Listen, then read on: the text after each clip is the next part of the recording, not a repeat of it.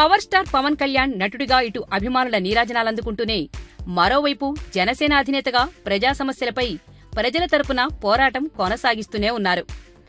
ఏపీకి ప్రత్యేక హోదా సాధించడం కోసం విశాఖ సాగర తీరాన ఆర్కే బీచ్లో మౌనంగా నిరసన వ్యక్తం చేయాలంటూ విద్యార్థులు సోషల్ మీడియా సాక్షిగా పిలుపునిచ్చారు. దీనికి పవన్ తన సంపూర్ణ మద్దతిచ్చారు. జనవరి 26న విశాఖ ఆర్కే బీచ్లో సునామీ గ్యారంటీ అంటూ వారం రోజుల నుంచి ట్వీట్లతో స్పందిస్తూ వచ్చారు. ఈ నేపథ్యంలో పవన్ విశాఖ ఆర్కే బీచ్కి తప్పక వస్తారని అందరూ భావించారు. కానీ పవన్ రాలేదు. ఇంతకీ ఎందుకు రాలేదు? పవన్ ఇప్పుడెక్కడున్నారు, ఏం చేస్తున్నారు అన్న సందేహం అందరిది. దాదాపుగా జనసేన కేడర్ మొత్తం వైజాగ్లో మకాం వేసి ఉంటే పవర్ స్టార్ మాత్రం హైదరాబాద్ పొలిమేర కూడా దాటలేదన్నది లేటెస్ట్ న్యూస్. రామోజీ ఫిల్మ్ సిటీలో జరుగుతున్న కాటమరాయుడు షూటింగ్లో పవన్ బిజీగా ఉన్నారని ఫిల్మ్ సర్కిల్స్కి అందిన పక్కా సమాచారం.